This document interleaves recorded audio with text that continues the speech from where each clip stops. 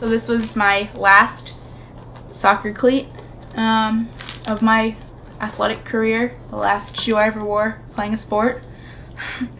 And so these are the collection of some of the sports things that I have from my career that is now over, but I still like to talk about it because it's an important part of my life. My TBI is considered mild on the scale. Traumatic brain injury has often been referred to as an invisible injury, and particularly for individuals who have mild traumatic brain injury.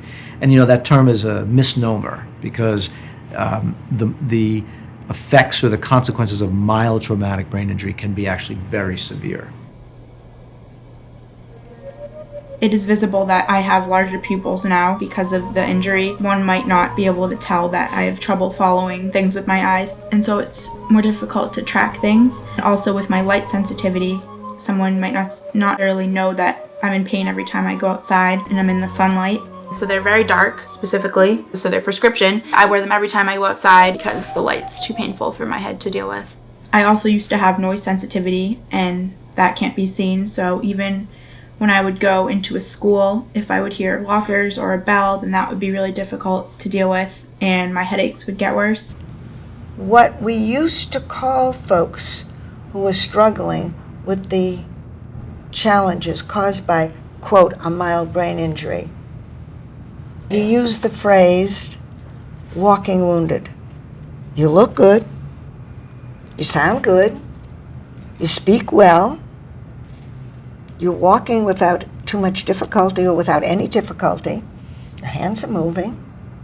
You can read. You can write. So what's wrong with you? Many things are wrong with you. And put them all together, you have a very complex situation and very hard to diagnose.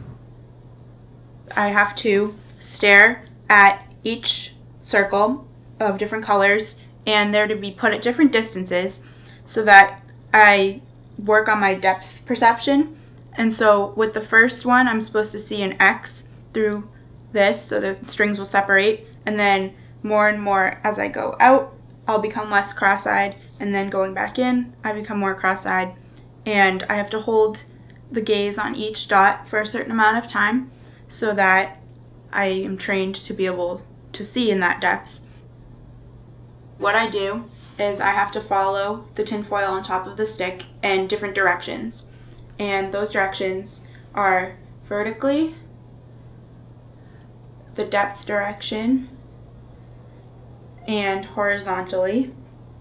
And all I have to do is follow the dot of the tinfoil with my eyes and without moving my head. And I do all of these every day to help with, again, my concentration, my eye tracking, and help reduce my pupil size and my headaches. Should be done about 3 times a day.